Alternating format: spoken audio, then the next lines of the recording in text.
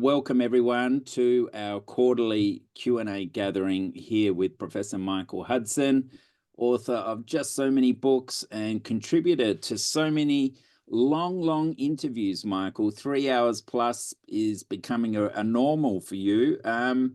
Good to see people turning up, our Patreon supporters.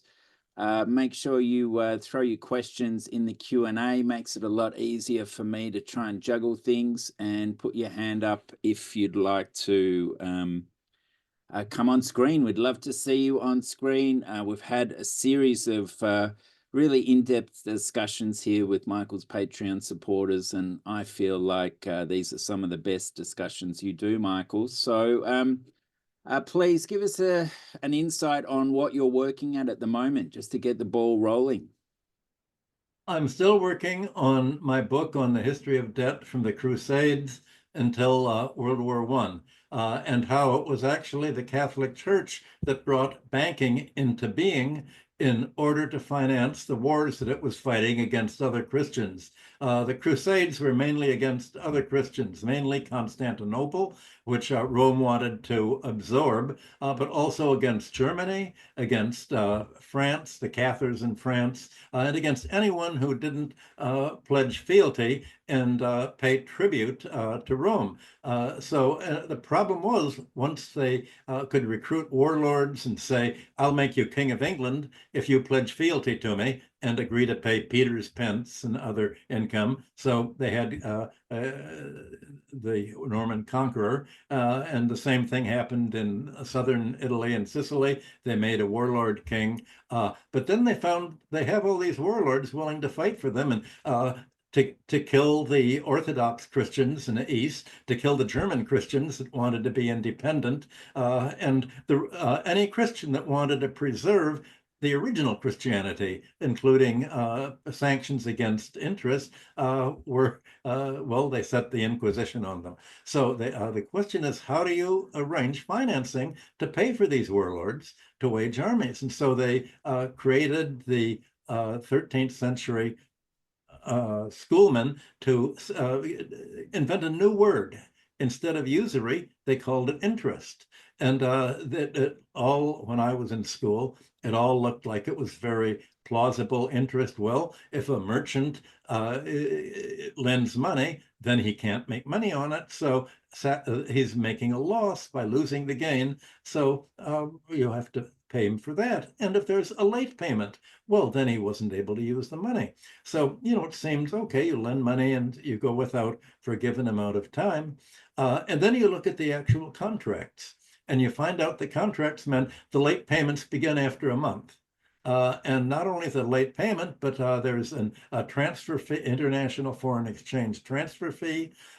They charge for going all around the city looking for you. I mean, it was just absolutely comical until and it was actually the last thing that the Catholic Church was to extinguish any trace of Christianity was basically to create the banking class. And the banking class rose so rapidly that soon they took over the papacy in Leo X, the Medici Pope. But then the bankers said, well, the Catholic Church wanted to have a pan-European system and control all of Europe.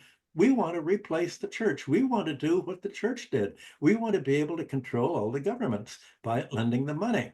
And so they began to lend money, especially to the most warlord governments, Spain and France. Well, it turned out that by the 1700s, already in the 1600s, the kings kept defaulting again and again. And when they default, they'd often wipe out the banking families. So the banks had a problem. How are we going to go? The kings can only pledge and lose what they have: their own royal domain and their power to tax. Well, in France, the king had a smaller amount of land than many of the big dukes, and the power of the tax was limited by Parliament, like the Magna Carta limited their tax. So they really weren't able to raise all the money in the country. And the bankers wanted all the money in the entire country to be pledged. And they found that a model in the city-states of like Venice and Florence, where these were communes. And they found the idea of a commune, a democratic commune, was the best security for making a loan, because the heads of the commune pledged all of the commune members. And the bankers essentially said, let's take this city-state model, the free cities, and make an entire nation like that. And they did that with the Dutch cities like Amsterdam expanded into all of Holland.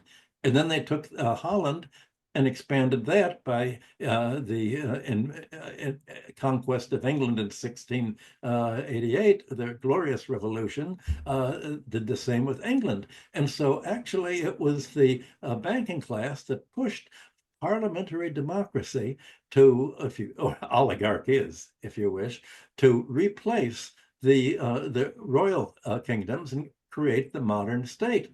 And the modern state, ever since the 1800s, the 1700s, was created as essentially a collection agent for the banks to make war debts. And almost all the bank loans to begin with, 13th, 14th century, 15th, 16th, 17th century, banks made war loans to the government.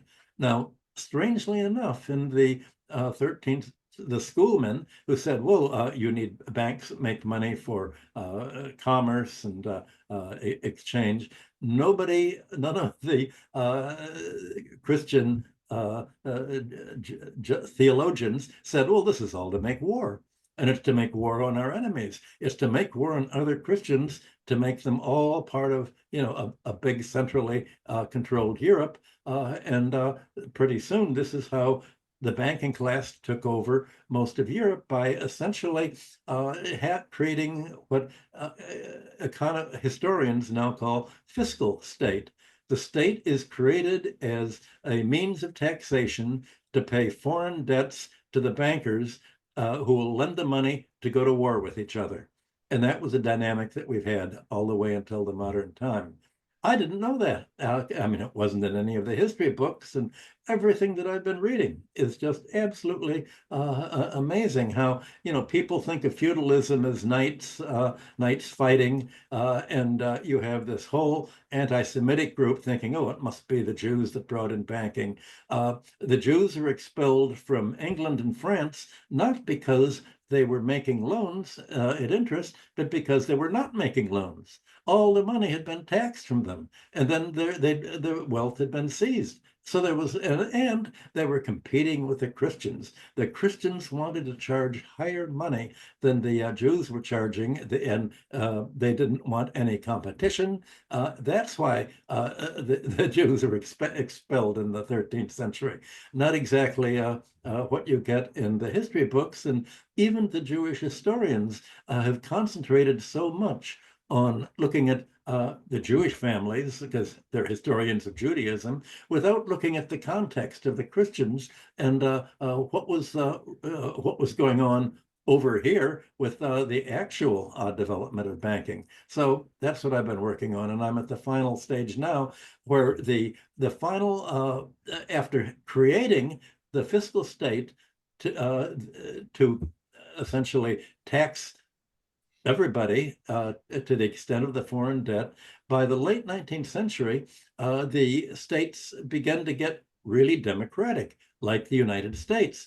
And the problem then was the banks said, how do we get control?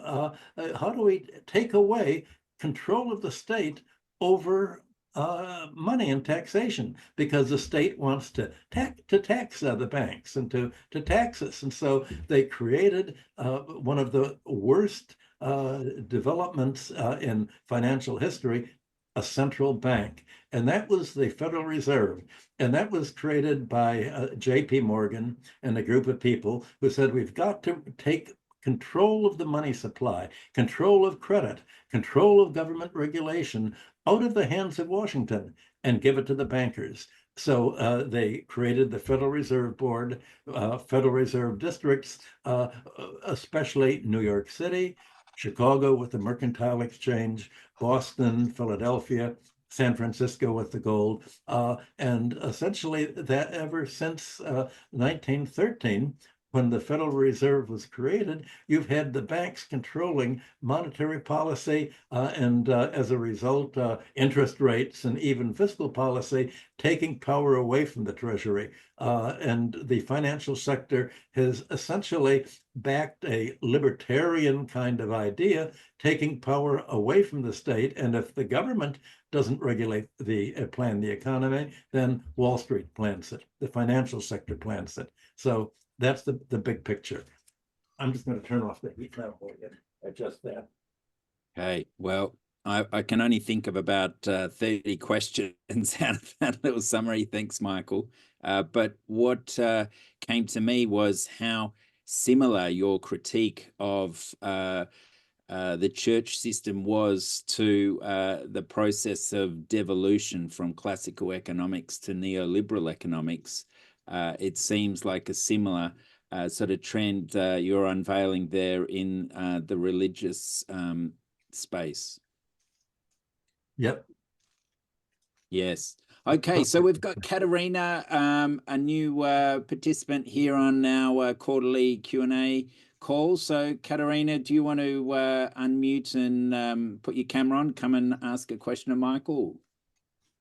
Okay, she can't put her camera on. Yeah, no, that's what I was saying. I cannot put my camera on, but I can speak. Hi. Go ahead.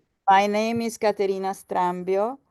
I am an avid listener because I don't have much time to read, but listener to everything, a lot of what Michael. Hi, Michael. Hi. And been supporting your work because it's really insightful. I have a question regarding China. And I think you have spoken about it before. I've heard you, so I would like to have more of your idea. Why do you think China still is sending their best and brightest to the universities in the West, where they're being indoctrinated about this most horrible?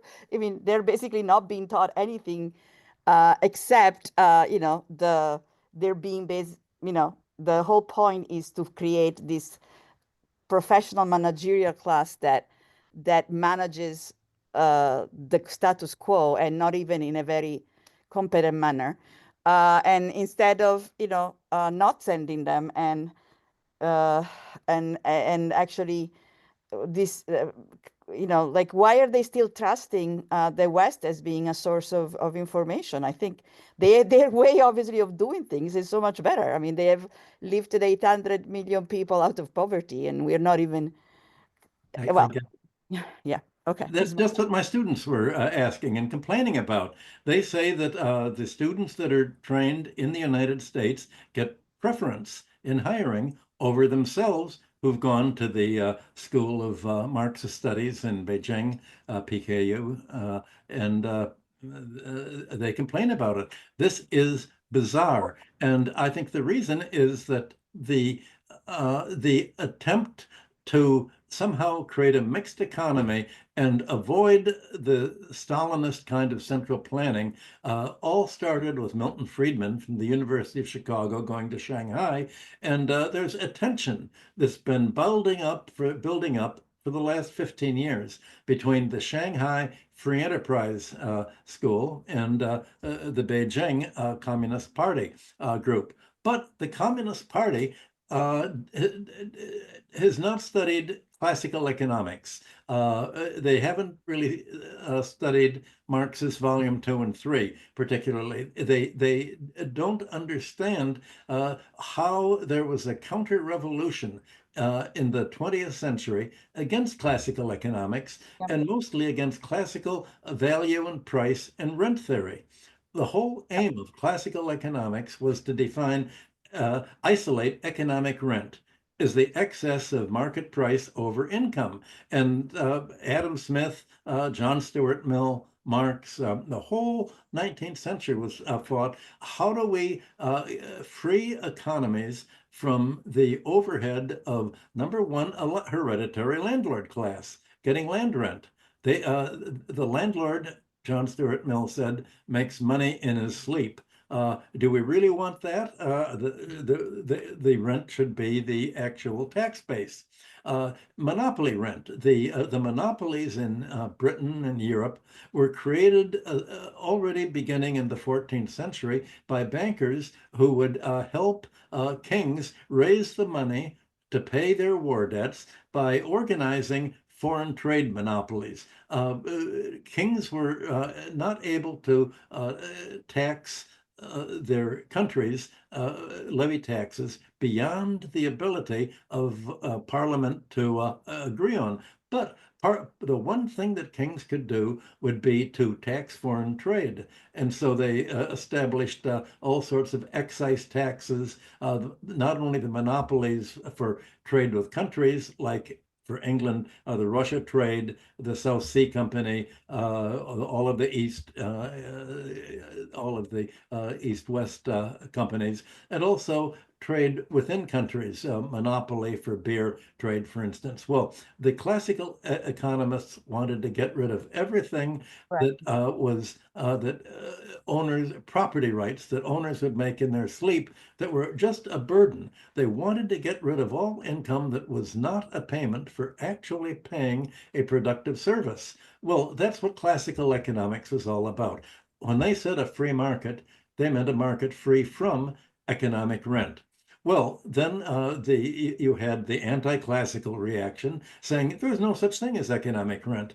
Everybody deserves whatever income and wealth they have. And by definition, we all get our income and wealth by being productive. And so if you look at how the United States and Europe and even China creates its gross domestic product statistics, these statistics not only include production, even they call it product, but they include income paying for something that doesn't have anything to do with creating a product.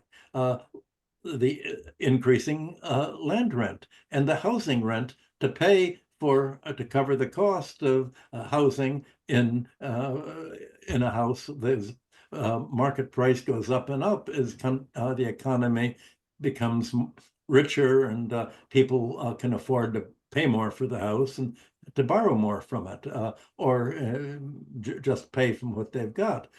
Same thing with monopolies. So if you take economic rent, let's call it, the best way to abstract it, to do it very quickly, is to say, take the GDP and subtract the FIRE sector. Take out finance, insurance, and real estate.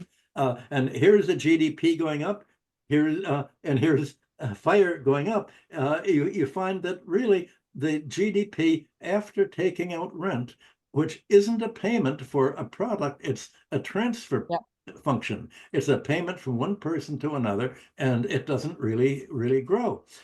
If you compare the American GDP, that's almost all the growth has been in economic rent, with the GDP of China, you have relatively much less economic rent in China and the BRICS countries, and you get the disparity in economic growth much clearer. I've tried to make that point, but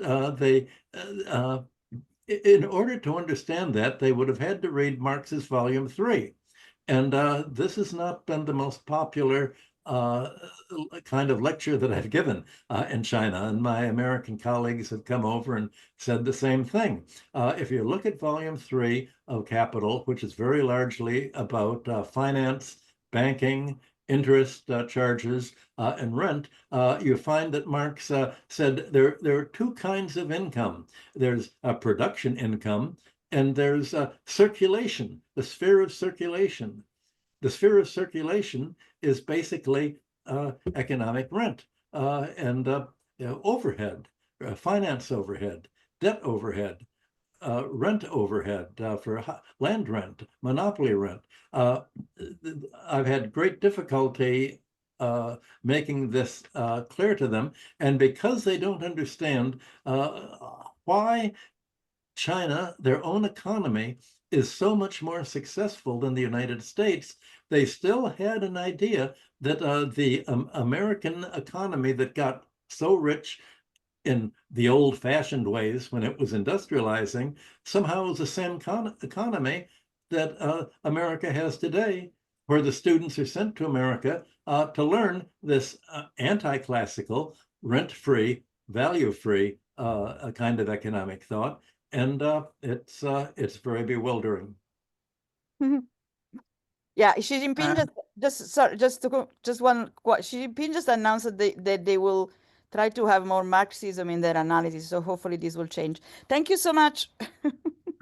Thank you. Thanks, Katerina. Liked your commentary. While now all we have is rents, she said in the chat here. And a question's come through. Michael, can you explain the difference between China and America's central banks? Between Chinese and American what? Central banks. America's central bank is run by the commercial banks. And the purpose of a central bank in the United States is to prevent banks from losing money. And the bank loans, any country's bank loans are somebody else's debt. And the banks create debt. That's what they do when they make a loan. And the debt goes up and up.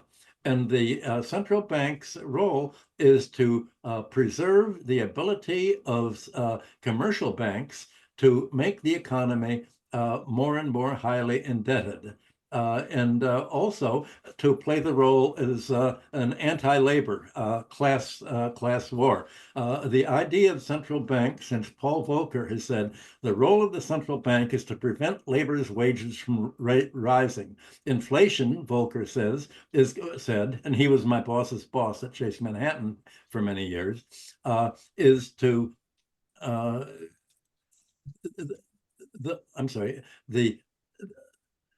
what causes inflation, he said, is labor being paid, not rents, not anything else. And so he said, if you can just make labor poor, get it less educated, less well-housed, less well-fed, then you'll be more competitive. That is exactly the doctrine that the International Monetary Fund imposes on debtor countries. This is just the opposite of the way in which the United States got rich.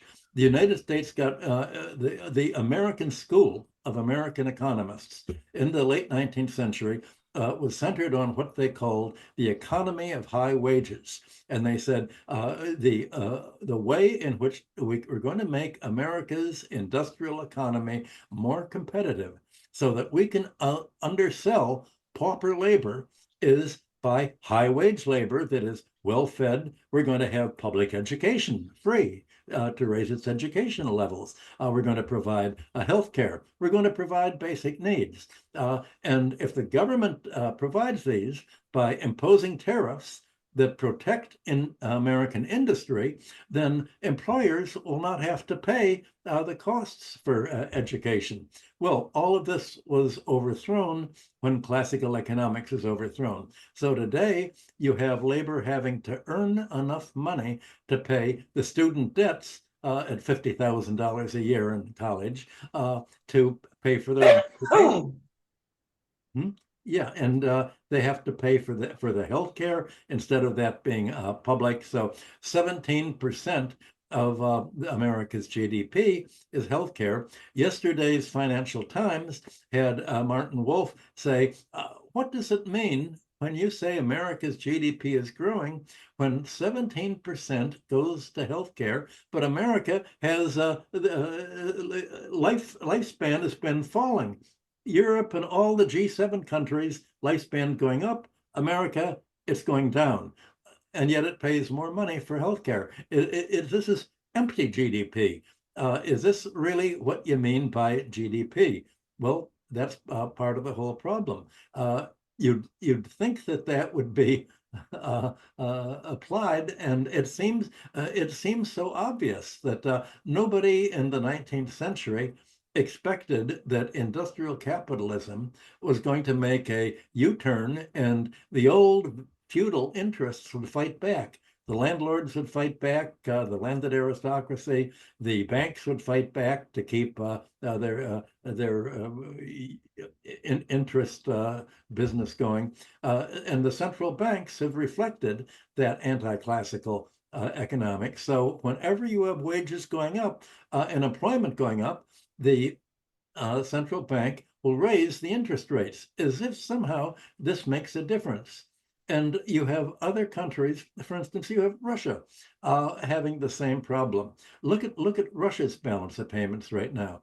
The United States has has imposed sanctions on Russia, especially the Gazprom bank, so that Russia has been selling a lot of oil and gas via India, and also directly to China, but it hasn't been able to monetize its sales for this. So the result has been an inflation there because of the sanctions. Well, the central bank has raised the interest rates to over 20%. 21%. That's even higher than Paul Volcker's 20% rate. And as if somehow raising the interest rate is going to prevent people from spending money and somehow cure the inflation. When the inflation doesn't come domestically, it comes from the result of the Cold War spending. There's a whole mythology of central banks. They say, if there's any problem, raise interest rates to make more money for the banks. If there's any problem in the economy, the banks must not lose the money. The economy should be subjected to austerity plans, like the IMF imposes, rather than having the banks lose a single penny. And of course, this idea was finally imposed with a sledgehammer by Barack Obama in 2008, when as a result of the massive bank fraud for junk mortgage loans and fictitious assessments, the Obama administration bailed out the banks and evicted 8 or 9 million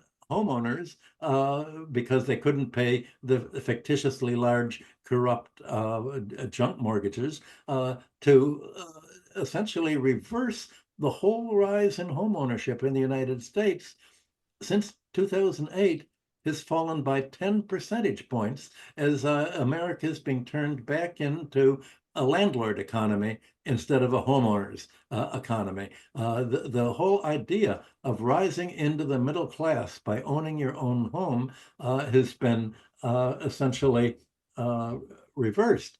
And I understand that in Australia, you have rising housing prices, and somehow in Australia, people are still trying to rise into the middle class. But the price of doing that by buying a home is to spend so much of your money paying interest to the banks that essentially the bankers today are playing the role that landlords played in the 19th century. And became the whole class that Adam Smith and John Stuart Mill and all the other classical economists were trying to free economies from. Thank you, Michael. Yeah, we always have this debate. Australian land prices increased by $765 billion last year. National banking profits were just $20 billion. So whilst a lot of the rent is paid to banks, it's still only 1/40th of what accrues capitalizes to landowners. Look, we got lots of people lining up for questions here, and I've got to try and slide George Chiz's question in, which does suit this topic. He's read Deirdre Kent's book, Healthy Money, Healthy Planet. He's concerned about the power of central banks versus, government-controlled central banks versus the privately controlled central banks, of which you've just sort of talked about. His question is, though, why is Iran so powerful and so hated by the globalists who have obtained their power through central bank control in most countries around the world? The exceptions that I'm aware of, says George, include Cuba, Iran, and North Korea. Please discuss this key issue.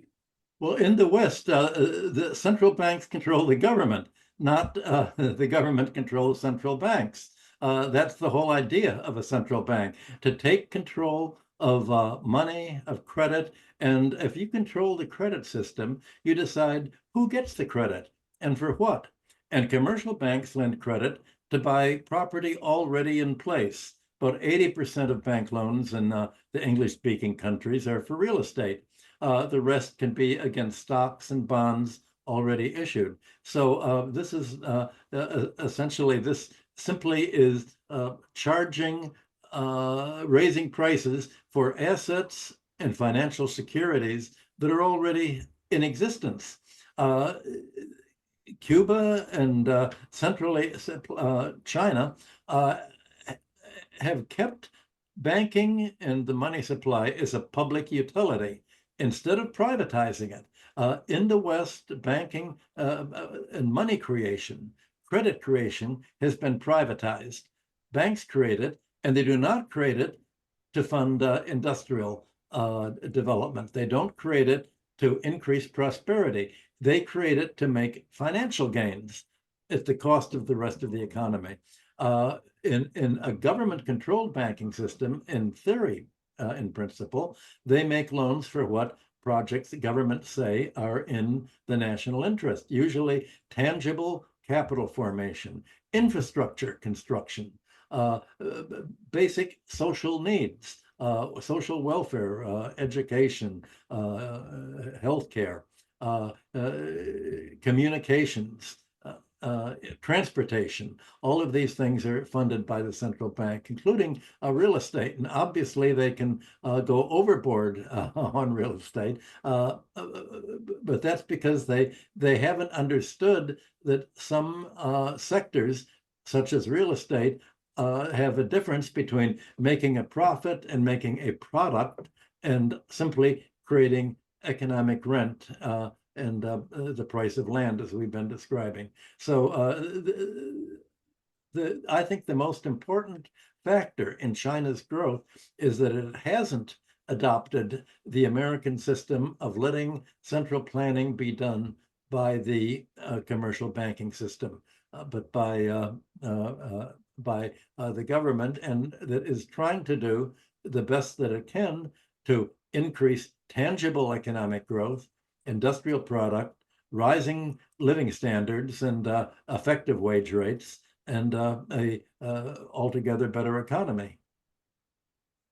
Yes, the Chinese central bank supporting the productive sector over the speculative sector primarily, and looking at it, your thesis of requiring a very strong state to hold the banking system in place is key. But let's move over to the very patient John Chadwick. John, do you want to come on screen to ask your question? Thank you. Hello, John. Okay. Can you hear me now? Yeah. Yep. Yeah. I don't know if where the video is. Carl, I can All right. promote, let me promote him to panelist, then he can turn on his video, okay? Hold on one sec. I don't see any icon for video. Just Is for the audio. bottom of the screen on the left? Yeah, that's where I see my audio speakers. Right next to it, audio visual, it should be together. John, you're being promoted to a panelist. Then you will be able to turn on your camera. Okay, now I turned on both. Okay. So, Got it. oh, okay, good. Yeah, I was hearing a show and Ben Norton had a guest and they were talking about the BRICS Clear platform. But although I'm not really interested in the technical details of it, there's this lady, when she said, oh, they'll never, as far as exchange rates go, and this is, I want to get your knowledge of ancient societies and how they worked out exchange rates, because she said, oh, they'll never agree on a basket of goods. But if countries Who is the we who will agree, not agree? the countries that are, the different countries that are trading, that would be BRICS. BRICS countries, right? Yep. That's what that would be, the we. So the point that I thought of was that countries, when they're trading in their own currencies, they obviously have, or even if you're trading in barter, you still have to, you still be looking at what costs in that country, like various goods, and how much do things cost in your country. You'll always be comparing that when you work out either an exchange rate or what you're going to trade at, right? So you're forced to do that. And, with all the countries, say, trading in their own currencies, I can understand the concept of you want to clear out the balances as much as you possibly can amongst all the countries. That you might have to, swap this country's currency for that currency, but you have to have an exchange rate set for all the countries, right? So No, there's no way of doing that. It's best not even to think of the word barter. Nobody's bartered. There's no sign that there was even barter back in the Stone Age. All of the exchange is on credit. And the problem is that if one country is imbalanced, has either more credit or more debt, how is the repayment going to be made if rates change? So you need some form of stability. That's why even President Putin said he's not trying to withdraw from the dollar. He'd be quite happy to keep the dollar as a stable means of currency because it will avoid the whole fight that you're saying. In fact, I'm on Ben Norton tomorrow morning at 9 o'clock talking about, I think, probably the same issue. So this is going to be coming up. It's something we've talked about before. They're trying to figure out a way of handling the accumulation of one currency way in excess of its use. For instance, Russia exports oil to India. well, India. It gets rupees. What can it spend the rupees on? Well, it's not really barter, and it's not even an exchange of currency because these rupees are blocked rupees. They can only be spent on certain kinds of Indian goods, and they can't be sold. Russia can't say, okay, we have a lot of rupees, let's sell them to America. So America can pay all of the Indian scammers that come and try to sell you get rich quick schemes or whatever. There's no way of exchanging these rupees. So that's really the problem. And this is not a topic that is taught in any American university. I think the first class in the balance of payments that was ever taught were what I was doing at the New School back in 1969, 1970. Students are just told that everything is barter, and that's why the academic trade theory is called the barter theory of trade. It's as if every government is or central banker and is told to reinvent the wheel and make up their own rules. There's no way of really analyzing the financial effects of international trade, and it's a kind of anarchy because it's a gap in their thinking. I think John Maynard Keynes did the best proposal for how to solve this problem in 1944 when he came out with the idea of the Bancor. That it would be sort of like the special drawing rights of the IMF. It would be a paper credit to pay the debts, and there would be some kind of currency basket or gold as a basis. And I think that's why so many countries are buying gold right now, because they think that any ultimate means of debt settlement to settle trade balances is going to be based largely on gold, because the dollar, the U.S. forbids other countries to use dollars now. It's very funny. Donald Trump says he's going to declare war and completely isolate other countries using dollars. But he said Russia can't use dollars. Other countries targeted can't use dollars. If a country and a company exports a good that has one single component of a U.S. made that it sells to China, that country cannot use dollars. So the United States is telling the rest of the world, you can't use dollars, but if you don't use it, you're going to be our enemy. This is the schizophrenia that you have today. So I can't give you a reasonable answer for how this is going to work out, because people are working in the dark. Yeah, like the only other thing I had thought of was India could say Russia hires India to do something, do work in their country, and that would be a way of paying them back, like building infrastructure. I don't think the Russians want Indians in their country. They want Russians to do the work. What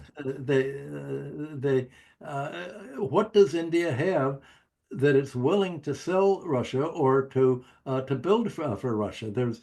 They have not. Nobody solved that problem yet.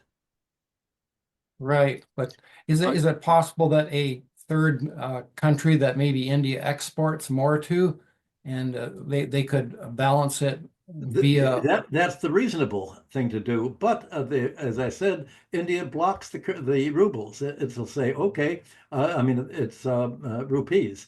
It says, okay, here are the rupees for the Russian gas that we're going to sell for dollars.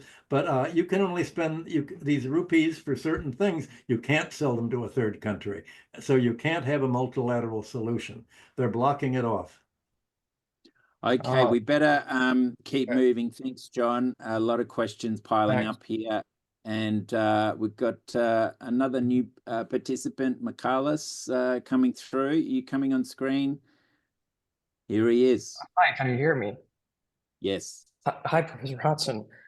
Going back to the question of central banking in China and how it may differ from the US or other Western countries, I find it quite surprising that there was a law passed in 1995, I think, that restricts the People's Bank of China from financing government deficit or financing government bonds. And it seems like there was an attempt to reform the banking system in China around 1995 towards a model that is closer to the Western one.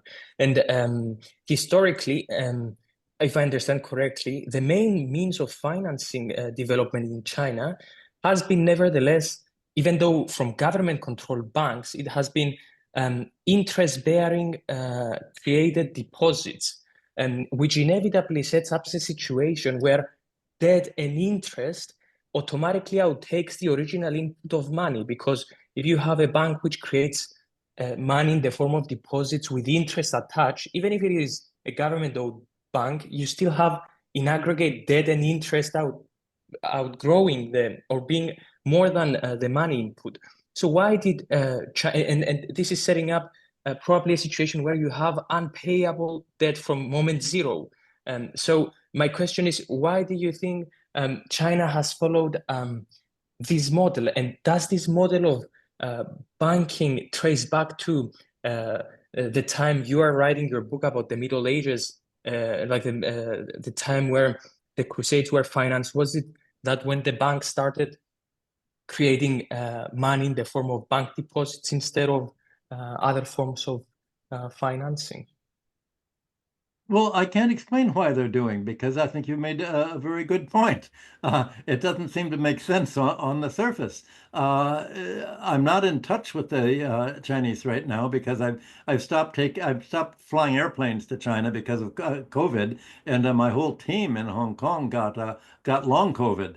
So I just hesitate to become part of these discussions. But you've put your finger on exactly what the problem is. It doesn't, on the surface, it doesn't seem to make sense.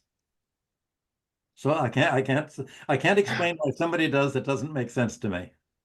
And on the second part of my question about whether banks being in control of the creation of money in the form of bank deposits, unbacked bank deposits that are not convertible into anything like gold or cash or anything like that, just bank deposits out of nothing. Does this model go back to the time of banking rising in the Middle Ages with the support of the church, for example, was the Templars and were the Medici and all these families simply creating bank balance deposits on their balance sheets with nothing to back them. It was at the moment when banks were able to start creating deposits with nothing to back those deposits. Well, they can't create deposits unless they borrow from the government.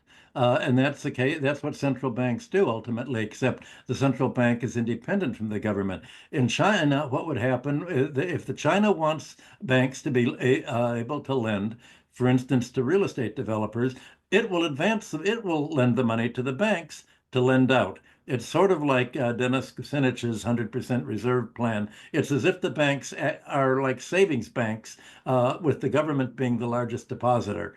That's maybe the easiest way to think about the logic they're doing. So the government creates the money for the banks to lend out. The banks don't lend they don't create new credit on fractional reserves because where's the balance sheet in that? Yeah, I see. Yeah, I mean that in the Western system, historically, whether the moment of banks in the Western system, private banks, being able to create deposits with nothing to back them on their balance sheets, like commercial banks creating money in the form of deposits, does Well, this they could trace create back the to loan. They could create the credit, but then how do you? There has to be a balance. Once they create the deposit, what do they get in exchange? Well, at the beginning, with the Bank of England in 1694, they said, "Well, what do we have in exchange for this? This trade credit or bills of exchange, as they were called." Well, we have the sales. The order and the sales, and we know that it's a bona fide sale. We're talking about mercantile trade credit, exports and imports trade largely. So they could do it as long as it was called in America, they called that the real bills doctrine, meaning bills of exchange with actual trade exchange there.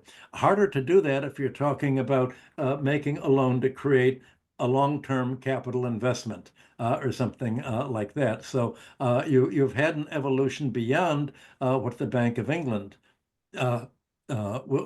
started. The financial system has gone beyond foreign trade lending with bills of exchange between buyers and sellers to actually making loans for all sorts of non-trade purposes, like real estate and corporate takeovers. Thank you. Yeah. Thanks, Michaelis. Good to see you on screen, and I hope you can join us next session. Mark Batko has asked a screed of questions here. I'm going to try and summarize some of them, but one of them I'm going to start off with is, aren't more meaningful jobs created with education spending rather than with military and wars? What? I don't understand the question. He's asking, is it a more impactful meaning of government spending, impacted government spending to spend on education rather than war? Of course. That simple answer. Next question. Yeah. Well, can you explain to us why you're so critical of the multiplier effect? That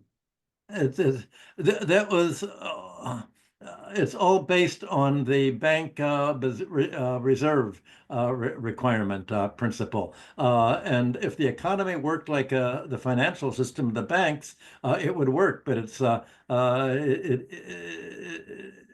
it's just a theoretical construction that doesn't seem to make much money. The idea is if you put money into the economy, it's all going to be spent around. And if you go to the banking system, all of this is going to be monetized in the form of bank credit.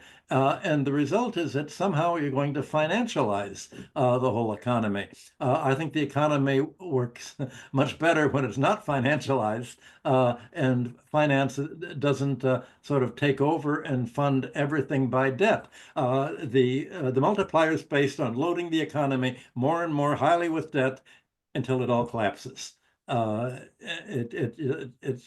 was Keynes's alternative to Marxism and classical economics, and that's all I can say.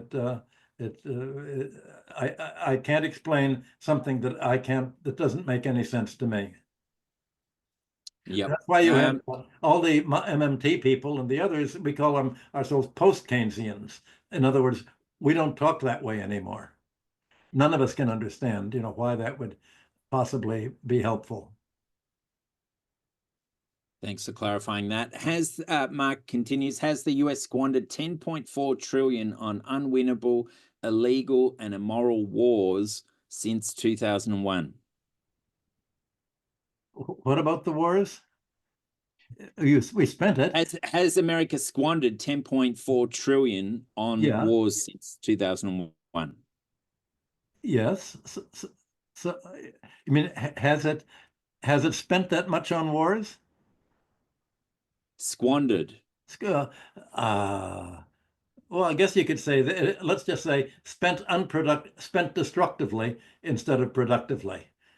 You can characterize it however you want. That's how much it's indeed spent on the wars, and it's all been capitalized into foreign debt, very largely to foreign governments. Okay, what Mark asks, wasn't expanding NATO from 16 to 30 countries extremely provocative? Shouldn't NATO have ceased to exist when the Warsaw Pact dissolved? Yes, of course it should have. That was what everybody expected. And in fact, that's what Baker promised the Russians. There'd be no more need for NATO. And Russia said, well, if there's no more need, why don't we join NATO? And let's make it all, we're protecting ourselves against the terrorists or whatever. So yes, of course it should have been dissolved, but it wasn't. That's why we're having the Cold War II right now.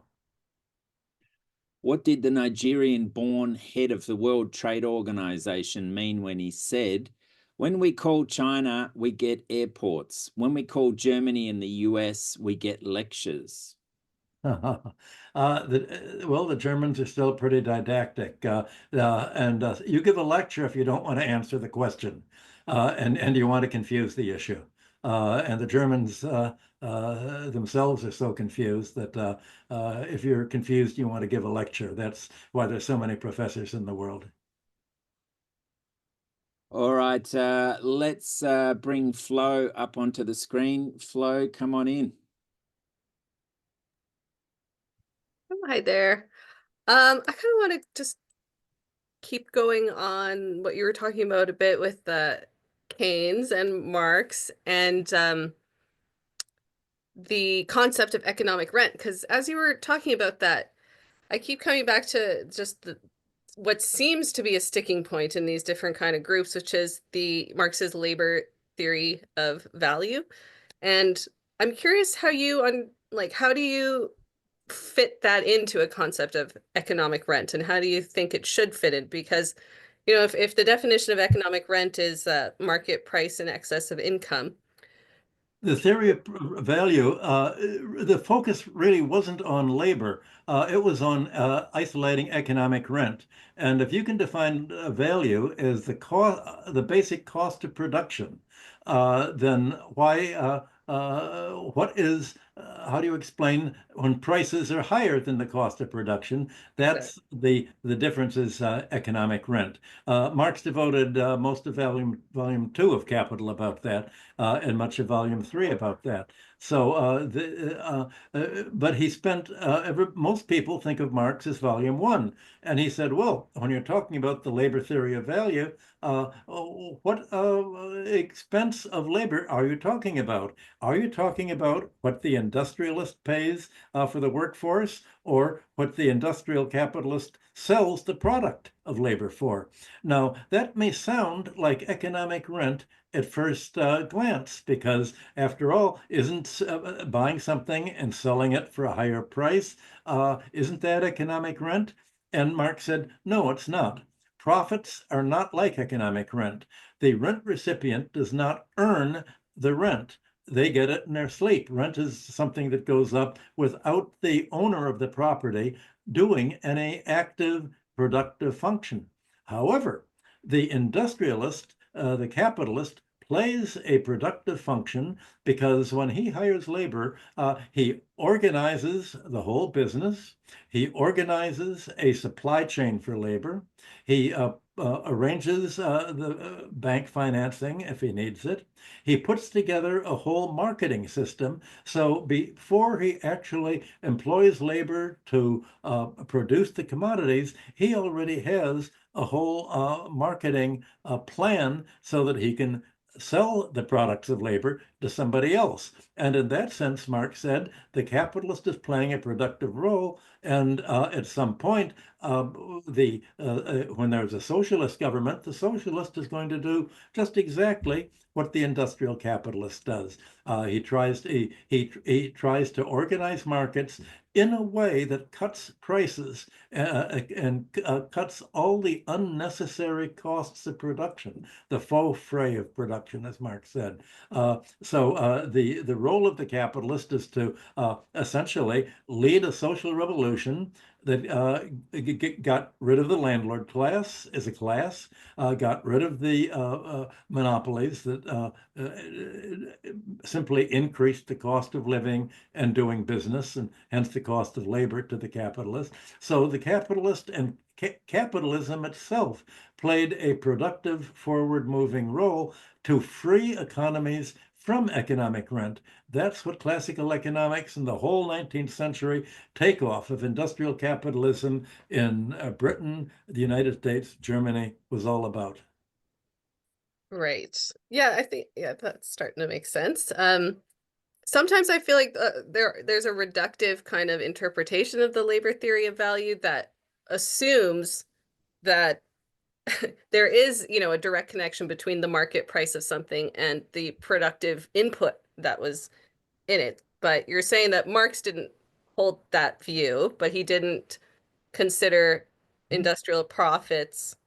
Well, obviously, the product. He said they were earned. Yeah. The industrial profits were part of the production process because you had to pay the industrialist, the capitalist, for playing the organizational role to actually create products and to undersell competitors. And that was the role of the industrialist, Marx said, always to try to undersell competitors. And an industrial nation, such as Britain, would have the aim of underselling other nations by freeing themselves from a rent collecting class, freeing themselves from the landlords, freeing themselves from monopolies, so that England would end up as a low-priced economy, not the way it became under Margaret Thatcher and her followers.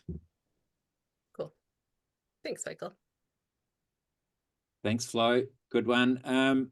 Yeah, a lot of questions here. Trying to come up with a thread to continue us on.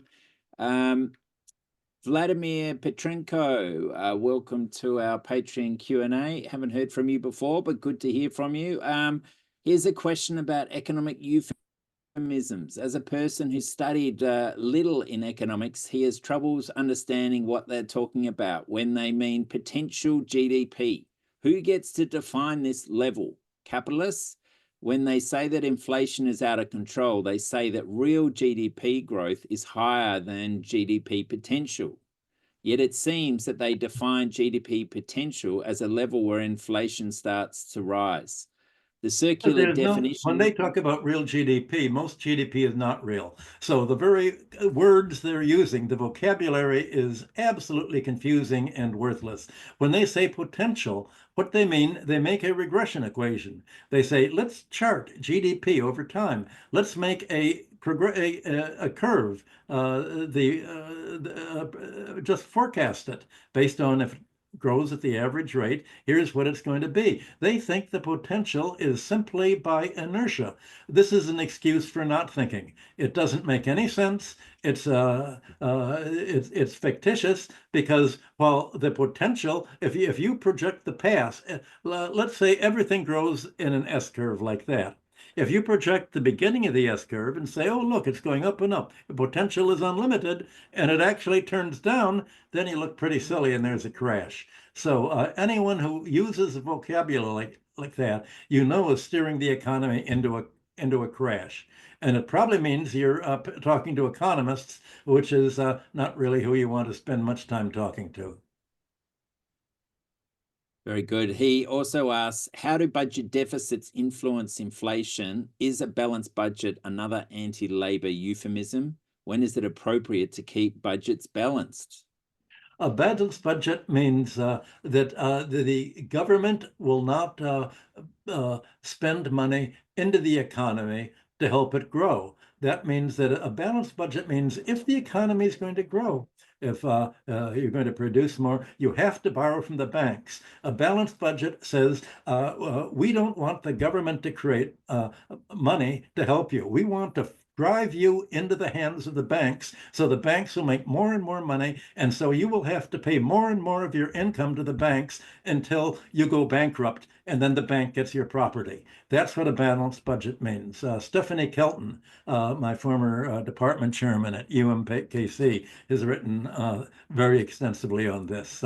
Anyone who talks about a balanced budget is your enemy and is a witting or unwitting advocate of forcing the economy into debts to the banks. The last time you had a balanced budget was under Bill Clinton, I think in 1998, and that led to economic downturn.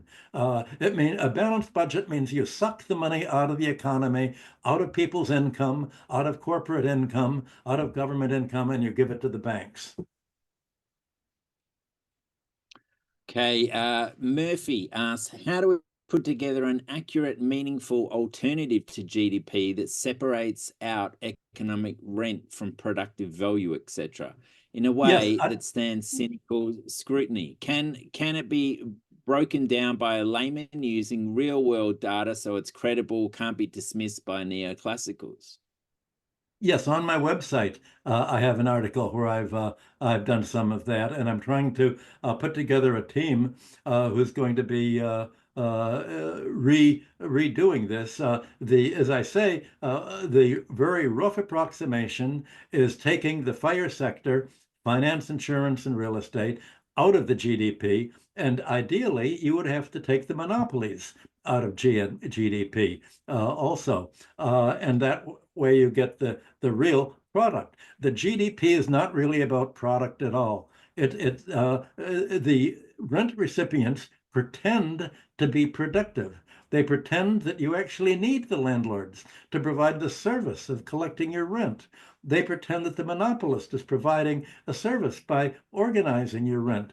And in the GDP, they count if you own money to a credit card company and you fall behind in your credit cards, the penalty fee is called providing a financial service. All this garbage should be taken out of the GDP. So essentially, you want, as I said, you want to remove the sphere of circulation from the GDP, so you only have the sphere of production in it. In principle, it's much easier to chart this as a line and talk about it reasonably than it is to actually go into the statistics. And you could spend a lifetime trying to untangle all of the corporate income statements, because the economic theory that determines and shapes the accounting format no longer aims at distinguishing between productive and unproductive expenditure.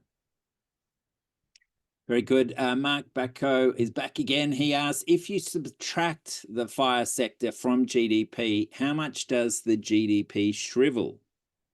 I'd say by about 40%. Yes. And in Australia, when I measured it in 2012, it was 23.6%. But yeah, it's estimated to be around, have increased with further financialization and the incredible mining bubble in Australia. But Michael, the point is that, all this talk about the GDP is after it's already happened. But if we redirect the tax system towards monopoly, we can actually help the economy grow. So it might shrink by that 40% you talk of in the finance and real estate insurance sectors, but the productive sector would grow incredibly, and small business would really take off, and there'd be this decentralization of power. So that's where a tax shift is really important. And Michael, how do you wrestle Well, that that's what with classical, what you've MMT just theory? said, Carol. That's what classical economics is all about. That was the revolutionary program of industrial capitalism to do just what you said. So if we take MMT, we don't need taxes. How do you wrestle those two schools of thought and come to a saner economic future? Wait, can you somehow rephrase that? Under MMT, we don't need taxes. Well, you want some tax. You certain things should be taxed. You want to tax away economic rent. You don't want people to get something for nothing. It's right to have a land tax. It's right to tax away monopoly rent. It's right to tax away unearned income. You want to do that.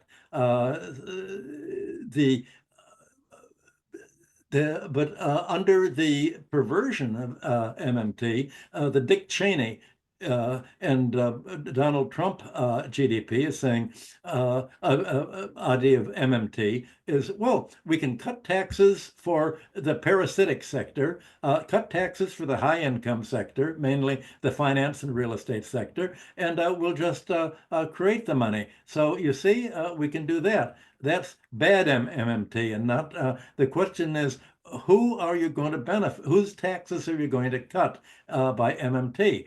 You don't want to cut the taxes on economic rent. You want to leave them in place. You want to cut the taxes on labor and capital. So that under the original MMT, what you tax is economic rent, but not wages and not capital, real profits. That's the difference. What are you going to tax? And under the perversion of MMT, you shift the taxes off the banks, off real estate, onto labor and capital. That's the difference. Thank you, Michael. Love to hear more of that in the MMT world. Don Burns asks, Michael, in an ideal world with no more fire sector, no more labor exploitation or oligarchs, unearned income is gone as well. Did you say the market price on products should ethically be 1% over the cost of production as an ideal growth rate for humanity? That's just too abstract for me. I don't know it depends on how you define the cost of production. Right now, the cost of production includes the cost of paying interest, the cost of paying rent. The categories, unless you are very specific about the categories and actually have some empirical measure, the statement does not make sense. Yeah, good one. Murphy asked, dollars will remain a free lunch for the US for as long as other countries accept it as a currency in exchange for their own. Is that the case? Well, it looks like the free lunch isn't going to be going on. The ironic thing is Trump and the Biden administration have killed the free lunch by once they confiscated Russia's $300 billion of dollars. They've told other countries, if you don't submit to our dominance and unipolar control, we're just going to grab all the dollars you have. This is not a way to get a free lunch by convincing other people to hold the dollars that America spends off through its military spending as their international reserves. And why should China hold the trillions of dollars of Treasury securities that the Treasury spends internationally on surrounding China with all these military bases to attack it? They're onto the game. And a second edition, a modern, updated edition of my Super Imperialism is in press now and will be published in Chinese in March, I'm told. Okay, he goes on in similar lines, but I bet you can add to it. Doesn't this free lunch mean, in theory, that the US oligarchy could use its dollars solely for military imperialism and feeding its domestic population's consumption baseline with imports, paid for in printed money, i.e. no cost, infinite supply. Seems like US inflation is almost always exported, and dollars that accumulate overseas reinforce dollar power, as per Michael's book, Super Imperialism. How does the rest of the world get out of this trap? Yes, that's what happens. That's exactly what happens. With the BRICS movement. Yeah, as you stated, that's the correct relationship, a circular flow. Okay, a big tick for Murphy. Good.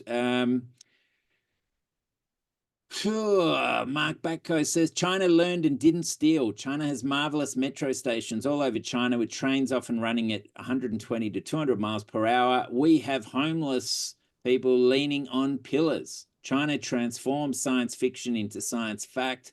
They are living in the future while we are in permanent economic stagnation. Aren't US corporate profits hidden in tax havens like Delaware, Cayman Islands, Switzerland, and Wyoming? Well, what's the question? That's a statement. What's the last question? No, I should have checked that, but he's basically saying that because the Chinese state is powerful enough to keep some control of the rentier sector, that they are progressing while the US is Yes, that's subservient exactly to what makes rentier a interests. socialist economy better than a finance capitalist economy. The West is not under industrial capitalism anymore. Industrial capitalism has been replaced by finance capitalism that whose objective is to load the economy down with debt overhead and shrinks it. And if you create credit for productive uses, you're going to grow. If you just create credit as an economic burden, you're going to shrink. Nice. Flo, come on back. Okay, this one's more of a quick question, just kind of jumping off that again. I'm sure you've heard in the news about China's US dollar bonds that they're issuing now, and I just wanted to get your kind of thoughts on that, because when I heard that, it did make me think of what you had said about de-dollarization and the big issue for global South countries being kind of the overhang and like the leftover, and what are we going to do with all these dollars? So is that one way for them to try to use it more productively rather than circulating it back into the economy? I don't understand why they're doing that. I wondered myself. Nobody's explained that to me yet, so I can't answer your question. I have another. Okay, while I'm here, I'm just gonna ask one more question. But what are your thoughts generally on the Argentinian economy and what's going on there? Because I'm hearing reports that some people are saying, oh, it's great. Inflation is down like 100%, and then meanwhile poverty is rising and unemployment is rising, and now we have Trump incoming with Musk and the other guy there just gonna take a hatchet basically to the economy. And then also Malay is going to China to try to secure some trade deals. So it seems what are your predictions about Argentina and the state of the economy right now? It seems to be run by a madman, and an economy run by the madman, I don't see how it can possibly survive. It's crazy. I mean, China's example, Argentina is probably the best example of the craziest country in the world over the last century. At the beginning of the 20th century, everybody thought Argentina was the most promising country of all. It had absolutely everything, and now it's at the very bottom. The oligarchy has totally destroyed it. This is the result of basically what the Spaniards brought to America. It's a totally rotten, murderous, assassination-oriented, vicious oligarchy that is unreformable. You can't even talk of an Australian problem, an Argentinian problem anymore. It's an Argentinian quandary. I don't see any escape except a revolution. And they've killed the intellectual class. They've killed the progressive class. There've been such a wave of assassinations in the wave of Chile and the American assassination campaign throughout Latin America that it revives the term backward country. Okay. Yeah. I mean, I think it's going to be really interesting. At least I'm interested to see how Milei and the Trump administration try and, you know, hoodwink everyone. I mean, they're already on a massive propaganda narrative war talking about how Argentina is like doing fine, actually. So it's going to be interesting. Yep. Hey, we Yep. probably got 20 minutes or more to go, but Patty Lynn, you did ask the first question today, and I saw you were going to come back online. So if you wanted to put your hand up, come on screen, that would be fine. Yeah, we have a really interesting blog post came out this week by Ann Pettifor, Michael, and she talked about why she is not actually predicting a crash this time around, even though global debt in 2007 was was 198% of GDP. Now, in 2024, according to the Institute for International Finance, global debt's at 331% of GDP. But the shadow banking system holds half of the world's financial assets, and she feels like bailout economics is going to continue and maintain this incredible high debt level. Michael, are debts that can't be paid won't be paid? Is that still true, or do you think there's a new formula It's always now true in that the end. Think of us as being in a slow crash. The governments are doing the actual sharp crash always happens later than you think it's going to, because there's always a little workaround, always a little bailout credit cause. But we're in a slow crash, a slow strangulation. That's why the Democrats lost the election in the United States. 90% of the economy is going slowly down. That's a crash. All of the growth in American wealth has been to the top 10%, not to the bottom 90%.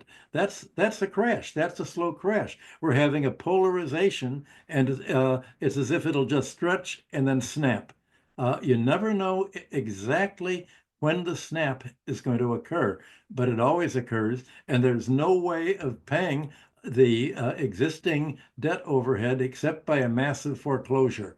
Well, what I would expect is that the global South countries are going to avoid a crash by saying, well, we're just not going to pay these foreign debts. This is the result, the debris of financial colonialism.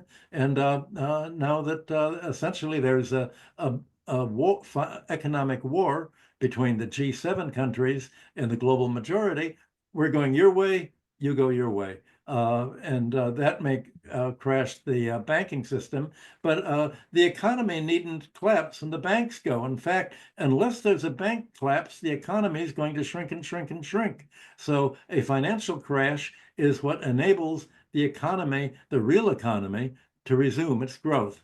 So that's, I think, how you should think about quick and slow crashes and the economic trajectory. Okay, Andrew McKean asks a question about your 2006 article, The New Road to Serfdom, an illustrated guide to the coming real estate collapse, that I will put up on our Patreon feed soon. It was quoted by other economists back then as showing great foresight, as they had also predicted the US real estate collapse would occur in the next few years. Mason Gaffney, for example, Steve Keen, Georgia's economists are currently predicting a US real estate collapse again on the horizon in 26-27. Do you think the US is facing a real estate collapse in the next few years, perhaps led by the commercial sector, says I? And if so, are the conditions you outlined in your 2000 article basically the same this time round? Well, there's a complete. Steve Keen is not a Georgist. He's an intelligent economist and a good colleague of mine. The Georgists they don't have a theory of economic rent or value. They don't have statistics. Mason Gaffney prevented the Schockenbach Foundation and George School from having any economist except himself. And so the result is you have basically Fred Harrison as the forecaster of saying there's a 17 or 21-year cycle in crashes. And based on this cycle from the past, I'm forecasting a crash in a few years. Well, this is astrology. The only way, what's the point of saying that there's a cycle unless you explain what are the dynamics that are causing the upswing and the crash? And if you look at the cycle, it's always a bank cycle. And the problem is that the Georgists don't know what real estate is. And without knowing what real estate is, you don't know what a debt rent is. Already in the United States, there is a crisis in office buildings. You have a 40% vacancy rate in American office buildings. The mortgages are not being paid. Banks are simply lending the building owners enough money to pay the interest. It's called extend and pretend, to the illusion of a class, of avoiding a clash. But you have this enormous amount of commercial real estate debt that's already crashed. So I don't see a housing crash occurring so much for a simple reason. Once Obama declared war on homeowners and blocked off, said there won't be any more middle-class members in America. We're now an oligarchy, and we're going to turn real estate into a landlord, absentee-owned real estate. Well, you had Blackstone and other companies all come in, and as interest rates went way down, the wealthy investor classes couldn't make money in making loans to the government anymore. So what did they do? They said, well, we can make money by by buying property, not by borrowing money at a low interest rates and buying property yielding a much higher rental income. We'll buy property for all cash. We'll buy property without having to borrow it. Here is what we're going to use all of the trillions of dollars that we've accumulated in savings. We'll put it into real estate and we'll become landlords. Instead of making money financially, we'll make it by home ownership. The Georgists live in a world where bankings don't exist. Mason Gaffney said banks don't create credit. I can't even get into what the American Georgists say. Obviously, in Australia, we have more thinking people. But unless you look at real estate and the real estate rise and fall as a financial cycle, unless you look at real estate prices is whatever a bank will lend against a home, that's what the price is. Whatever a bank will lend against commercial real estate, that's what the price is. There is no bank lending for commercial real estate now because there's such an oversupply. You recently had, I think, a $300 or $400 million building sold for maybe $10 or $20 million for only. All that was left was the land value. The building itself was worthless. And they're talking about now that you have COVID, now that you're not having an industrial economy where people have to go to the offices, what are you going to use all these office buildings for? Well, somebody had the idea, let's use them for housing. Let's gentrify them, and maybe just like people moved into the old lofts, the industrial lofts, they'll move into these big glass office buildings. Well, the problem is that you can't open windows in these office buildings. And if you live in them, it's not really going to be very luxurious because you're just looking at another office building right across the street or in the rear. How are you going to get fresh air? How are you going to protect yourself against COVID in the air conditioning system? These are buildings that are all going to be torn down.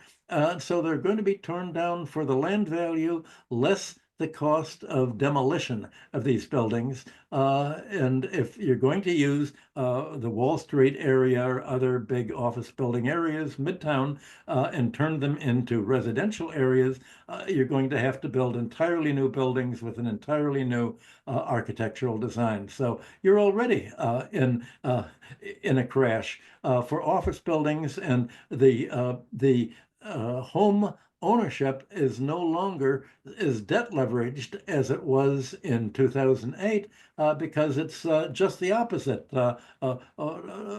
debt-free. Debt-free, or it's all owned, it's in equity. Private capital has bought it as equity. So if there's a crash, private equity will go down, but there won't be a debt crisis. So or if you're talking about real estate, you have to look at it financially. And that's why I stopped talking to Georgists 20 years ago, except for Carl.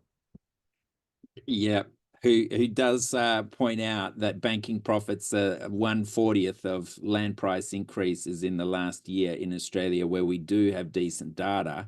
So yeah, the land price is driving this cycle. Sure, banking and the incredible growth in the shadow banking world as well is playing a role. But I feel like this consolidation of our banks and central banks, there's a form of collusion where they are not foreclosing upon these commercial real estate owners, and they're being much more lenient.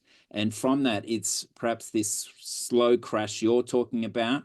I still do feel like that now, we've had 25 years of this rampant financial commodification of land and housing, that the turnover of real estate means that everyone has now basically moved out of old era pricing and into this new higher paradigm. And that's what's choking off demand, strangling small business. And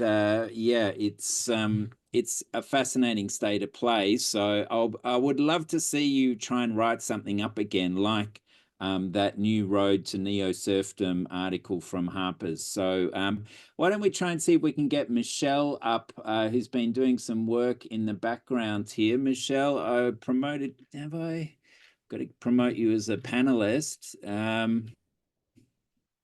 Actually, I can't see her.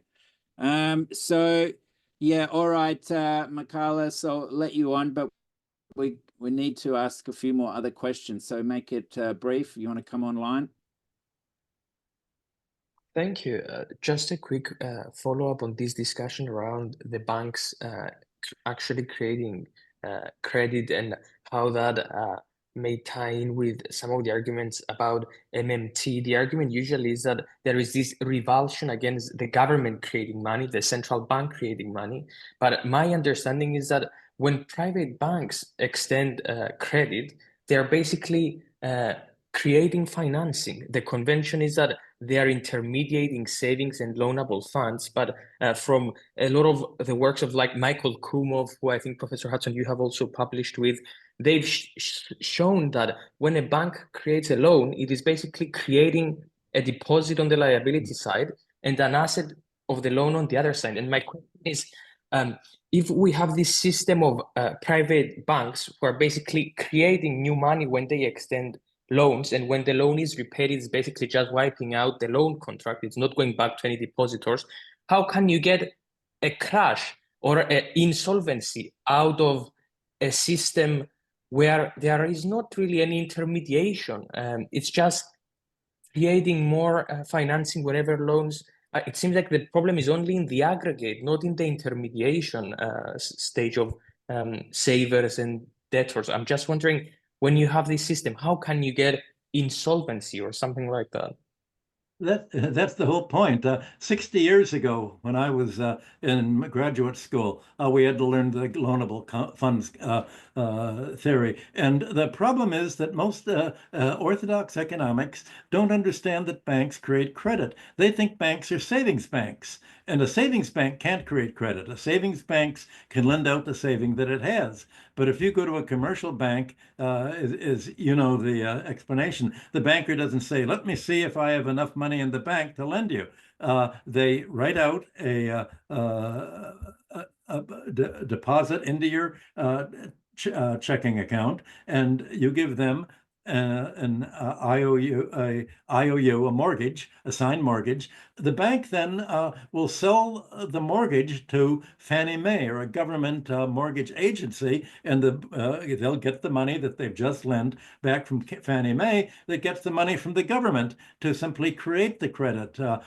And this doesn't appear in the diagrams that students are taught in money and banking. I mean, it's just amazing that the objective of the financial sector is to prevent the economy and the voters and governments from understanding how the financial sector operates. It's all to create a seemingly plausible fiction so that people don't understand how it's all created out of thin air to make money in your sleep. Which is essentially what a rentier does.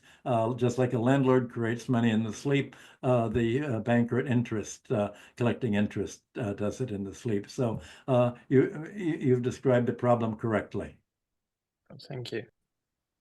One aspect, though, that does underride the whole banking system is the value of land through the mortgage The system. price of land. Not the land doesn't have a value. Value is a cost value. There's no cost of land. It's best to only Georgists talk about the value of land. It's the price of land. Got to talk like a classical economist. Well, no, the value represents the non-economic rent side of things, whereas the price represents it's the capitalization what the market can of be land on. rent. The value, it's the market price for the capitalization of the land's rental value. Yeah. So it was interesting in 2007-8, Goldman Sachs had a list of property valuers who would only value at that overpriced level that Donald Trump got taken to court for. One of the only charges that stuck on him was this use of price rather than value as the basis of the valuation of their assets. You can tell Michael and I love debating over this, but let's get on to Patty Lynn. She's been here since the beginning. Come on screen if you want, Patty. Okay. I can't hear hear you you. at the moment. Yeah. Hi. I see you. Hi.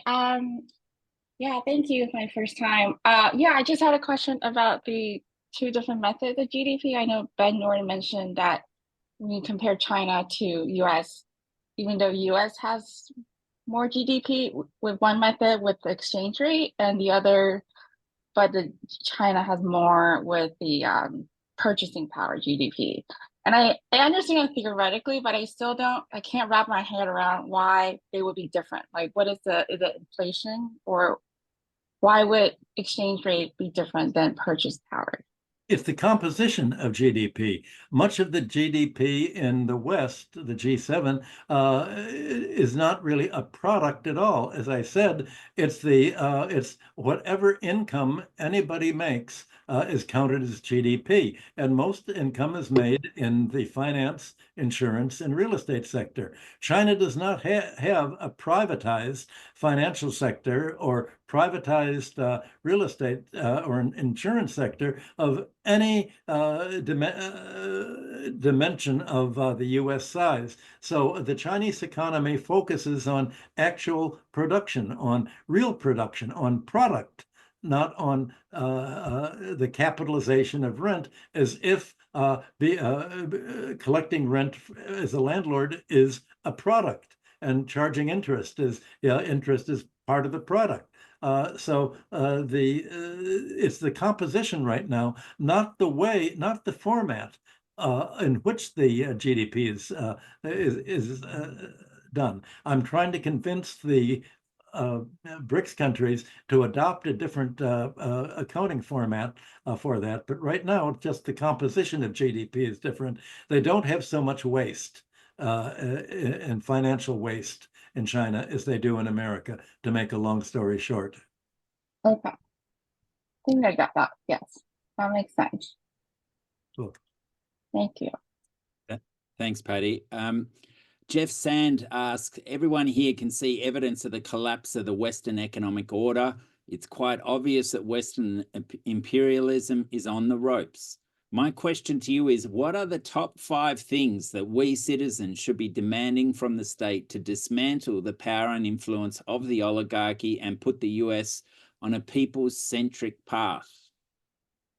I What are don't the know. top 5 things? I was the economic advisor to Jill Stein when we were trying to do that. It's very and the Republicans and the Democrats together have kept any third party really off the ballot here, so that even though she got tens of thousands of signatures in New York State, I wasn't able to vote for her. I had to do a write-in vote. So there, I don't see any way. I think that America is a failed state. I think Europe is a failed continent. I don't think they can solve the problems. It's without some kind of peaceful or unpeaceful revolution. I don't see any solution the way they're going. They're in a quandary. Wow. Okay. I would tend to agree. The oligarchy is just going to strangle America. Murphy asks, teams cost money. Does the GDP project you've been talking about today, Michael, in terms of building that team, does it have any funding? We don't have funding for it. That's the problem. Okay. So Don Burns comes back to this. What is an ethical property margin in industrial capitalism? An ethical profit margin? I don't know. The long-term rate was around about 3 to 4%. I get dizzy. It's too philosophical for me. I'm too empirical to get into abstractions. I just get a headache when somebody asks, what's the moral rate of profit? I have no idea what a moral rate of profit would be. Wouldn't you say 3 to 4%, just a titch above Sure, inflation? sure, because 3%, that would take about 20 years to double the capital. That seems fair. Yep. David Benton, do you foresee one or more dramatic events in the near term that might be used as the impetus for ushering in a central bank digital currencies of one sort or another? What might those dramatic events be, and how might the government or the Fed roll out those digital currencies? Well, I can guarantee there's going to be some dramatic events. I don't know what they'll be. There's no way of knowing when a kind of financial meteor hits. So you know that there's everything is strained to the breaking point.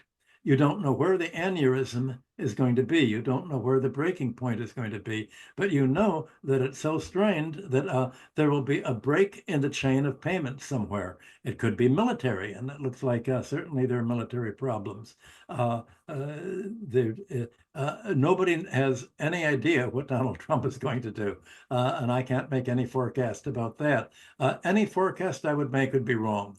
The range of possibilities is so high that the odds are stacked against me. All I can say is obvious there's going to be a crash. I don't know what kind it'll be or where it'll break out. Matt Connors, I finally get to his questions. Here in the US, when they directly come for Social Security and our pensions, will it already be too late, or does that represent the kind of overreach that will strip away the illusions people have about modern capitalism? Again, in a related vein, for countries such as Greece or Ireland, was there a political response to imposed austerity that mattered? Short of building revolutionary international solidarity, are people in one nation learning anything from watching the economic misery of other nations? Well, I do think the Democrats and Republicans, certainly the Democrats are pushing to get rid of Social Security and Medicare. And certainly Trump is going to try to do that. The Democrats, they're all for it. What on earth are people going to do if the Social Security is cut back? There's already homelessness is rising throughout the United States, certainly here in New York City. But the American people now are not in a revolutionary mood. To have a revolution, as Lenin pointed out, you need a revolutionary situation. And you don't want to try to have a revolt when it's not a revolutionary situation, because you'll just be slapped right down. So yes, to answer the question, the illusions will be down. Any illusion that the government's working for you and not for the 1% will be broken. But what can you do about it, given the fact that the American electoral system was all drawn up by slave owners to prevent any kind of federal government movement against slavery, or by extension, against an oligarchy, against debt bondage, debt peonage. There's the federal government is powerless to check the financial oligarchy. And I don't know what the rest of the country will do except emigrate. But where can the Americans go? They don't speak a foreign language. I don't know what's going to happen. I think we're going to see the death rate increasing, the lifespan decreasing, homelessness increasing. There's no way of telling where the breaking point is, given the American willingness to suffer for a fictitious ideal that's and a fictitious narrative that is being painted for them. Americans are looking at the narrative, not looking at the reality. And the same thing in Europe. The only thing I can see for Europe is a breakup of the euro. Is more and more countries follow Hungary, the Czech Republic, turning towards Asia. Yeah, and what about Finland? What about Greece, Ireland? These countries that had faced so much pain during the global financial crisis. Have they learned anything? Is economic literacy on the rise? Better economic policies coming through? You were an advisor to Finland at one point. Have they got all their borrowings out of foreign currencies? Is there any light, Michael, on the horizon? They've learned to suffer quietly. They've learned to sort of make do. Yep. Oh goodness. I don't apart from the members on the screen here, I don't think they've learned reality. They've learned how nice a fairy tale is to believe. Yeah, well, one of those predictions about what could be coming in 26, 27 is a combination of a demographic collapse, a land price collapse, and an environmental collapse. All could be on the agenda. Please, Michael McKinley, who was going to come on screen just a second ago, asked, please comment on the role of perpetual productivity growth driven by geometric growth in accumulation, the capitalist economy. Such polycrises are coming through. How do we address this? Is China's ecological civilization a worthwhile approach? Michael, did I miss anything? Come on in. I don't think there's any concept of productivity that makes sense. In the West, they say productivity is GDP per capita. But if GDP is empty and doesn't have any product, how do you have the productivity of a GDP that doesn't have a product? It doesn't make, the existing measures don't make a sense. Michael McKinley? What? We're waiting for someone? We've got a Patreon supporter here, Michael McKinley, who's going to find his unmute button in a minute. Yeah, I see him there. Come and follow up. Yeah, there. In video. There we go. There. Am I on now? Go for it. Okay. Yes. No, I'm really concerned about and then how little we have in our discussions about the approaching really severe polycrises, particularly environmental, in terms of the collapse of the environment, of the climate catastrophe, the overloading of the planetary boundaries, and which civilization itself on a planetary scale is at stake. And I just wanted to know how do we address this? Steve Keen has done much more work on that than I have. I can only refer you to Steve Keen, K-E-E-N, for that. He's been he's come through New York twice in the last few months, right? Addressing Yale and addressing the United Nations in that other group. So, well, what about China's ecological civilization? There's been a lot of talk about this China's ecological civilization approach, and I don't know if is this a worthwhile approach? Is it something that, or is it just something that's kind of masking the issue? It's too big for me to handle because I can only do so many things at once. But yeah, that's a absolutely key question. Yeah. Well, and also, I'll also add to that, like nuclear Armageddon, and I mean, we're really close, becoming very close to this right now. I mean, it's not something to sniff at and talk about, alarmist scenarios. We're here to nuclear winter is very much a possibility on a planetary scale. And what do we do about it? Civilizational crisis right now. We're having a whole split between really the Western predatory civilization and there's a new civilization trying to be born. That's what I'm saying. I'm assuming that you're not going to be exploring that very much. Mm-hmm. What can I say?